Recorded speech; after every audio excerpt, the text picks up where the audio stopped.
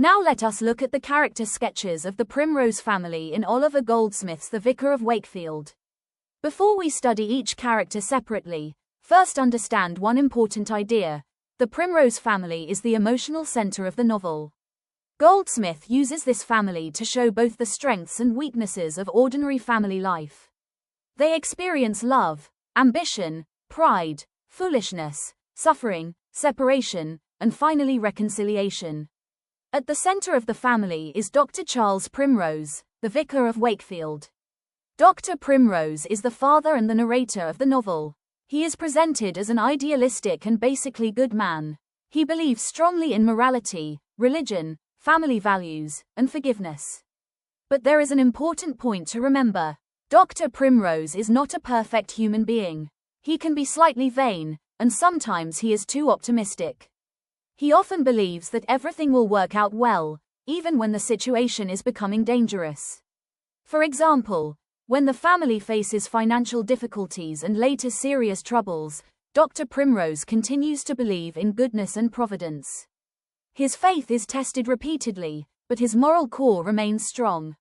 So, for examination purposes, remember this combination. Dr. Primrose is good and principled, but also naive, optimistic, and sometimes self-deceived. Now, next to him is his wife, Deborah Primrose. Deborah is good-natured and deeply concerned about her family, but she has one major weakness: social ambition. She wants her daughters, especially Olivia and Sophia, to make wealthy and socially respectable marriages. In simple words, Deborah wants her daughters to marry rich and powerful men because she believes this will give the family security and social status. This creates an interesting contrast between husband and wife. Dr. Primrose generally represents moral idealism, while Deborah represents worldly ambition. Now let us come to their children. First is George Primrose, the eldest son. George is educated at Oxford and is described as an intelligent young man who becomes a wanderer. His education gives him knowledge, but it does not automatically give him practical wisdom. His experiences outside the family become very important to the plot. George also represents the difficulties faced by a young educated person trying to find his place in the world. Next we have Olivia Primrose, the elder daughter. Olivia is beautiful and attractive, but she is also easily influenced by ideas of wealth and social position. This is why the family's desire for a wealthy marriage becomes particularly important in her story. Olivia can be understood as a character caught between genuine affection and worldly temptation. Her experiences later become some of the most painful episodes in the novel. Then comes Sophia Primrose, the younger daughter. Sophia is generally presented as quieter, more sensible, and more modest than Olivia. She is attracted to genuine virtue rather than simply wealth and appearance. This gives us an important comparison. Olivia is more easily influenced by worldly attractions, whereas Sophia is associated with greater prudence and moral sense. Then we have Moses Primrose, the second son. Moses is steady and loyal, but Goldsmith also makes him comic. Moses is famously naive. One of the best examples is his involvement in the horse-selling episode. His innocent and impractical behavior creates humor, but it also shows that being well-intentioned does not necessarily mean being wise. So, when you see Moses in an examination question, remember: loyal, steady, innocent, and comically naive. Finally, we have Dick and Bill, the youngest boys. They are much less important individually than George, Olivia, Sophia, and Moses. Their main importance is that they complete the picture of the Primrose family. They are young, affectionate, and emotionally connected to their parents and siblings. Now step back and look at the entire family. Goldsmith does not create a family in which everyone is perfect. Instead, every character has strengths and weaknesses. Dr. Primrose has faith but is naive. Deborah is loving but ambitious. George is educated but faces difficulties in the wider world. Olivia is attractive but vulnerable to worldly influence. Sophia is more sensible and morally grounded. Moses is loyal but foolishly innocent. Dick and Bill represent the younger, dependent members of the family. This is exactly why the Primrose family is so important. The novel becomes more than just a story of one family's troubles. It becomes a study of human nature. Goldsmith shows us that people can make mistakes, suffer because of those mistakes, and still possess the ability to love, forgive, and recover. So, for a quick examination memory trick, remember the family as a movement from idealism to ambition, from innocence to experience, and finally from suffering to reconciliation. The Primrose family is therefore the heart of the Vicar of Wakefield, because through this family Goldsmith combines humor, morality, emotion, social criticism, and the powerful theme of family unity. Now let us move beyond the Primrose family and meet the important characters who enter their lives. These characters are extremely important because they create the conflicts, relationships, deceptions, and eventual resolution in the Vicar of Wakefield. The easiest way to understand this slide is to divide these characters into three groups: antagonists, allies, and swindlers. Let us begin with the main antagonist, Squire Ned Thornhill. Squire Thornhill is the landlord of the Primrose family. He is wealthy, powerful, attractive, and socially influential. But behind this respectable appearance, he is morally corrupt. He is presented as a libertine, especially in his relationships with women. He takes advantage of women and then abandons them. His behavior creates much of the suffering experienced by the Primrose family. This is important because Thornhill represents the abuse of social and economic power. He has money and status, while the Primrose family is financially vulnerable. Think of the situation simply: if a powerful landlord mistreats a poor family, the poor family has very little ability to fight back. Thornhill also becomes connected with Olivia's tragedy. His behavior contributes greatly to the family's suffering. So, remember Thornhill as the major worldly antagonist: wealth, power, deception, and moral corruption. Now let us move to Mr. Burchell. Mr. Burchell initially appears to be a poor and ordinary wanderer. He does not look like an important or wealthy man. But this appearance is deliberately misleading. Mr. Burchell is actually Sir William Thornhill, a wealthy and noble gentleman traveling in disguise. Why does he disguise himself? Because he wants to observe people without allowing them to treat him differently simply because of his social position. This is one of the most important ideas associated with his character. He wants to discover people's true character. If people believe that he is rich and powerful, they may behave politely because they want something from him. But if they believe that he is an ordinary poor man, their natural behavior becomes visible. This makes Mr. Burchell almost like a moral test for other characters. And there is another important point: he becomes an ally of the Primrose family. He helps Sophia when she is in danger and ultimately contributes to the restoration of justice. So, while Squire Thornhill represents false appearance hiding corruption, Mr. Burchell represents false appearance hiding goodness. That contrast is very important. Now let us come to Arabella Wilmot. Arabella is George Primrose's true love. Her relationship with George is important because it shows how love can be affected by social and financial circumstances. George and Arabella are separated partly because of financial disputes and misunderstandings. Their relationship therefore becomes another example of how money and social expectations interfere with genuine affection. But Arabella remains loyal to George. This makes her an important contrast to characters who are attracted primarily by wealth and social status. Remember the simple formula: Arabella equals George's true love, loyalty, and eventual reunion. Now let us look at Lady Blarney and Miss Skeggs. These two women are associated with fashionable London society. At first, they appear to be respectable and sophisticated women. But their outward appearance is deceptive. They are actually women of loose morals and become involved in helping Squire Thornhill with his schemes of seduction. This is another example of Goldsmith's criticism of superficial society. The important lesson is that fashionable appearance does not necessarily mean moral goodness. In simple terms, Goldsmith is telling us: do not judge a person only by their clothes, manners, wealth, or social position. Lady Blarney and Miss Skeggs therefore belong to the world of artificial manners, false respectability, and deception. Finally, we come to Ephraim Jenkinson. Jenkinson is one of the most interesting characters because his role changes during the story. At first, he is a swindler and a clever rogue. He is extremely good at deception and tricks Dr. Primrose. So initially, we may think that Jenkinson is simply another bad character. But Goldsmith gives him a more complicated role. Later, when Dr. Primrose is in prison, Jenkinson becomes an important ally.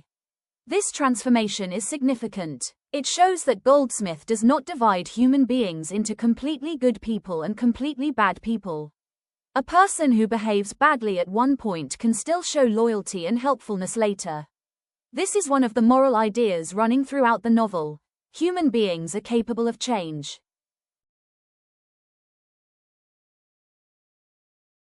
Now let us connect all these characters together. Squire Thornhill represents corruption and the misuse of power. Mr. Burchell represents hidden goodness and true nobility. Arabella Wilmot represents faithful love. Lady Blarney and Miss Skeggs represent fashionable hypocrisy and moral corruption. Ephraim Jenkinson represents deception, but also the possibility of change and redemption. Notice something very interesting about the slide. Almost every character has a difference between appearance and reality. Mr. Burchell looks poor but is actually noble. Squire Thornhill looks respectable but is morally corrupt. Lady Blarney and Miss Skeggs appear fashionable and respectable but are involved in immoral behavior. Jenkinson appears to be merely a criminal, but later becomes useful to the family. This is one of Goldsmith's important techniques. He makes us question first impressions. So, when preparing for an examination, do not simply memorize these names. Understand their function. Thornhill creates conflict. Burchell helps restore justice. Arabella represents faithful love. Blarney and Skeggs expose social hypocrisy. Jenkinson demonstrates that even a rogue can become an ally. Together, these characters make the story more than a simple family narrative.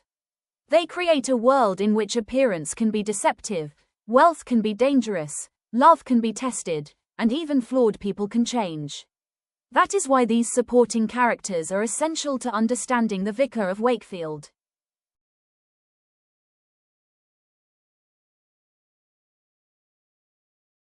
Now let us move to one of the most important ideas in Goldsmith's art of characterization, the contrast between Squire Ned Thornhill and Sir William Thornhill, who appears in disguise as Mr. Burchell. This slide gives us a very useful way to understand how Goldsmith creates characters through contrast. The two characters belong to the same broad social world, but morally they are presented as opposites. On one side, we have Squire Ned Thornhill, associated with vice. On the other side, we have Sir William Thornhill, associated with virtue and justice. This contrast helps us understand one of Goldsmith's central concerns, the difference between outward appearance and true character. Let us first look at Squire Ned Thornhill. The first point is his status. Thornhill is an aristocratic landowner. He possesses wealth, property, social influence, and power. But Goldsmith shows us an important problem. Having privilege does not automatically mean having moral responsibility. In simple words, Thornhill has power, but he does not use that power responsibly. Imagine a landlord who knows that his tenants depend completely on him. Instead of protecting them, he uses his position to control and exploit them. That is the kind of abuse of privilege represented by Thornhill. The second point is his method. Thornhill uses his wealth and social position to manipulate people, especially vulnerable women. He can move easily through fashionable society because his wealth gives him freedom and influence. His behavior toward Olivia is especially important because it connects his personal immorality with the suffering of the Primrose family. So, when we study Thornhill, we should not simply say, he is a villain. We should ask, why is he dangerous? He is dangerous because personal corruption is combined with social power. A poor, dishonest person may deceive one individual, but a wealthy and powerful dishonest person can damage an entire family. The third point is his nature. The slide describes him in terms of villainy, cowardice, and oppression. Goldsmith makes Thornhill an important moral contrast to the more virtuous characters in the novel. He represents selfishness, exploitation, seduction, and the misuse of privilege. Now let us turn to the other side. Sir William Thornhill, who appears for much of the story as Mr. Burchell. This is where Goldsmith becomes particularly interesting. Sir William is actually a wealthy and noble man, but he disguises himself as a poor wanderer. Think about the irony. Thornhill has wealth and behaves badly. Sir William has wealth but chooses to hide it. Why? Because Sir William wants to observe people without allowing his social status to influence their behavior toward him. If people know that a man is rich and powerful, they may behave respectfully simply because they want something from him. But if they think he is poor and ordinary, their real attitude becomes visible. Therefore, the disguise becomes a kind of moral experiment. Sir William is testing people. He wants to discover who is genuinely kind and who is merely interested in wealth and social position. This is why the slide says that he evaluates people according to their true character rather than their social rank. And this idea is extremely important in The Vicar of Wakefield. Goldsmith repeatedly asks us to look beyond appearances. A person may look respectable but behave badly. Another person may appear poor and insignificant but possess genuine nobility. Mr. Burchell is the perfect example. His outward appearance says, poor wanderer. His true identity says, wealthy nobleman. And his behavior reveals his moral character. Now look at the third point, his nature. The slide connects Sir William with benevolence and justice. He is capable of kindness, generosity, and sympathy. He also helps the Primrose family and plays an important role in the restoration of justice. This makes him a strong contrast to Squire Thornhill. But there is an interesting nuance here.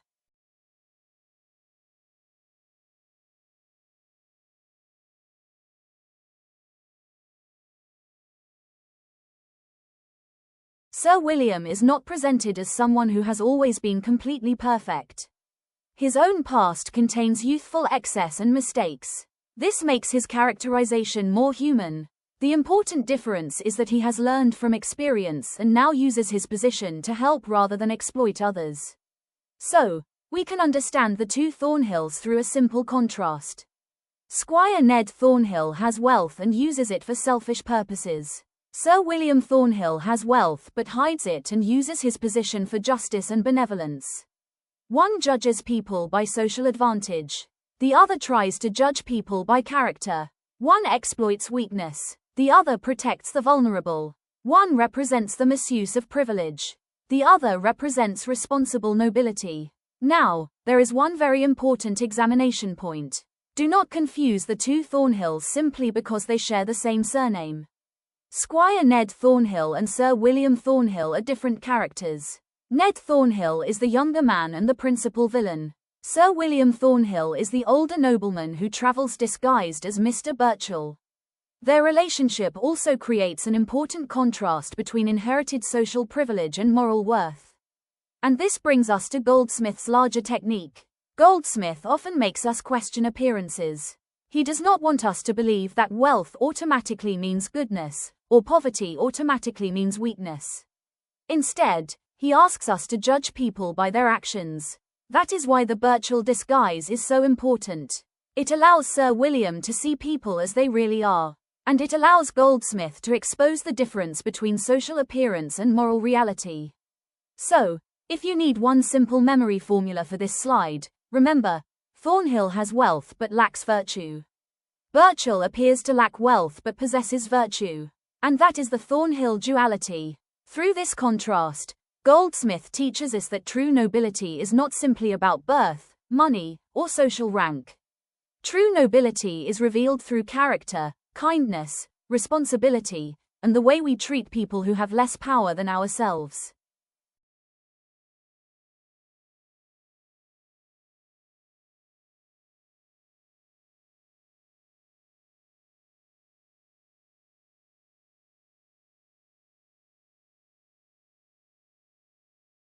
Now let us understand the overall story of the Vicar of Wakefield through this very simple graph. This slide presents what we can call the macro plot, or the large movement of the entire story. The graph has two important things to understand. The vertical axis represents fortune, or the family's level of prosperity. The horizontal axis represents time. So, As we move from left to right, we move through the events of the novel. The most important thing to notice is the shape of the graph. It begins at the top, falls dramatically to the bottom, and then rises again. In simple words, the story follows this pattern: prosperity, downfall, extreme suffering, and restoration. This pattern is often compared to the structure of the book of Job in the Bible. A good and prosperous person suffers a series of terrible losses, remains tested through suffering, and finally experiences restoration. Now let us understand the first stage: initial prosperity. At the beginning of the novel, Dr. Charles Primrose and his family are living a relatively comfortable and happy life. Dr. Primrose is proud of his position as a clergyman, husband, and father. He describes himself as possessing what he considers the three greatest characters upon earth: a priest, a husbandman, and a father. The important point is that his identity is strongly connected with his family, his religious vocation, and his simple rural life. He believes that he has achieved a kind of happiness. The family is together, they have social respectability, they have financial security, and Dr. Primrose believes that his moral and religious principles will protect him from serious disaster. But this prosperity does not last, and this is where the graph begins to fall. The second stage is total ruin. This is the central movement of the novel. The Primrose family experiences one disaster after another. First, Dr. Primrose loses much of his financial security. The family then has to leave their comfortable home and adjust to a much poorer way of life. But Goldsmith does not stop with financial suffering. The family also experiences emotional suffering. Olivia becomes involved in a disastrous relationship with Squire Thornhill. Her elopement creates enormous distress for the family. Then the family home is destroyed by fire. So notice how the disasters are increasing. First, there is loss of money. Then there is loss of security. Then there is emotional and family suffering. Then there is physical destruction of the home. And finally, Dr. Primrose himself loses his liberty and is sent to the debtor's prison. So the graph reaches its lowest point. This is not simply poverty. It is almost complete collapse. Dr. Primrose has lost his wealth, his comfortable home, his daughter's security, and finally his freedom. This is why the bottom of the graph is so important. It represents the moment when the family appears to have almost nothing left. Now, here is the important connection with the book of Job. In the biblical book of Job, Job begins as a prosperous and righteous man. Then he experiences terrible losses. His wealth, family security, and physical well-being are attacked. The central question becomes, will a good person remain faithful when everything is taken away? A similar pattern can be seen in the Vicar of Wakefield. Dr. Primrose begins with prosperity. Then suffering gradually strips away his worldly security. His faith, morality, and patience are tested. This does not mean that the Vicar of Wakefield is simply a retelling of the book of Job. Rather, the Job-like pattern helps us understand the structure of suffering and restoration in Goldsmith's novel. Now we come to the third stage: miraculous restoration.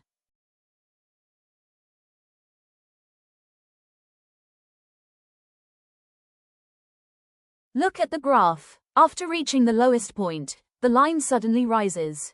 The reason is that the different problems of the story are rapidly resolved near the end. The truth about identities and relationships becomes known. Important characters are revealed in their true forms. The family receives help, justice is restored, and the Primrose family begins to recover from the disasters that have overwhelmed them.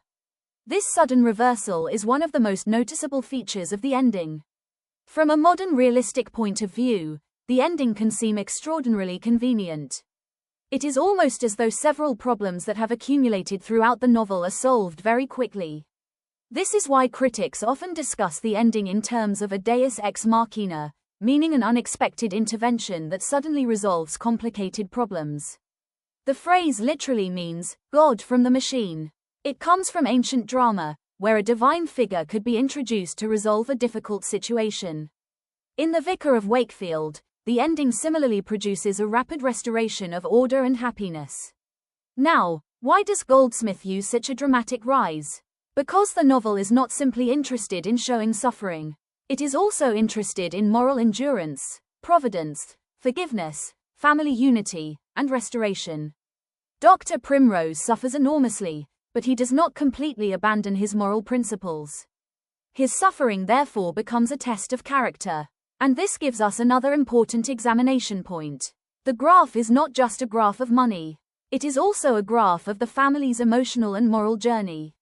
At the top, they have wealth and security. At the bottom, they experience poverty, separation, imprisonment, and despair.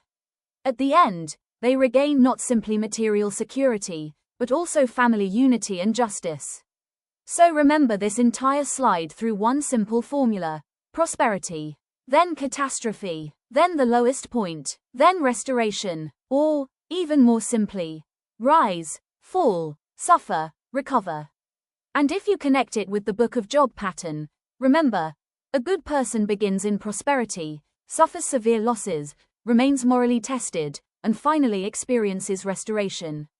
That pattern helps us understand why the Vicar of Wakefield is more than a collection of comic adventures. At its heart, it is a story about a family tested by suffering and finally brought back from the edge of complete ruin. So whenever you see this graph in an examination, immediately remember the three major stages: initial prosperity, total ruin, miraculous restoration. That is the macro plot of the Vicar of Wakefield.